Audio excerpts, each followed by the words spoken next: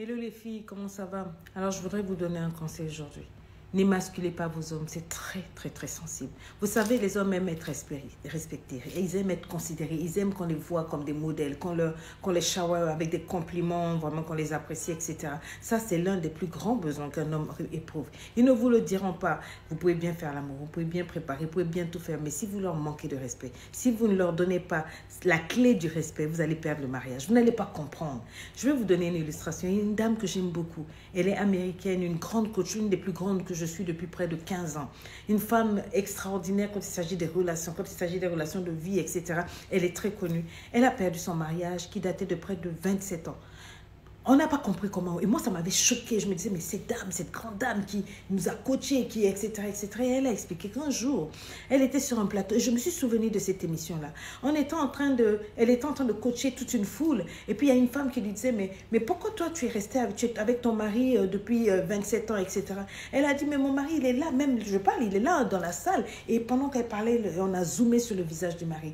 Elle a dit, mais je l'aime parce qu'il est lui. Sinon, il n'a pas d'argent, il est broke, il est fauché, il n'a rien, tout et tout. Le gars, il est juste là.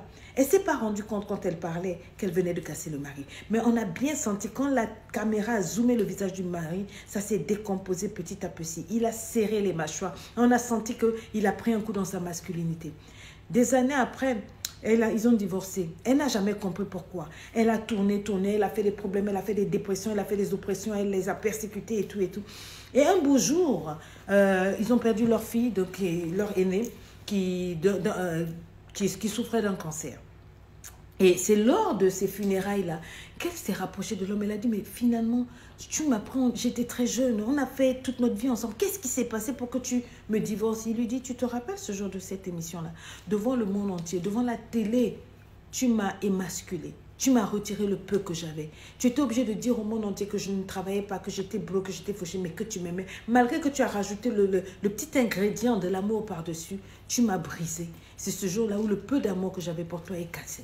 Et quand elle est revenue sur cette émission, bien des années après, elle disait aux femmes, faites attention.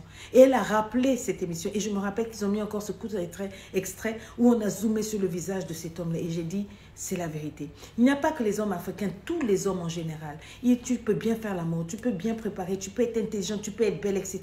Si tu ne donnes pas le respect à ton homme, tu vas le perdre. Tu ne comprendras pas d'où ça va venir, mais tu vas perdre cet homme-là. Même si vous avez des années de vie commune, même si c'est ton master, il faut savoir respecter l'homme. Il veut être vu comme le chef, il veut être vu comme ton héros. Même si tu ne le flattes pas avec des compliments, donne-lui le respect.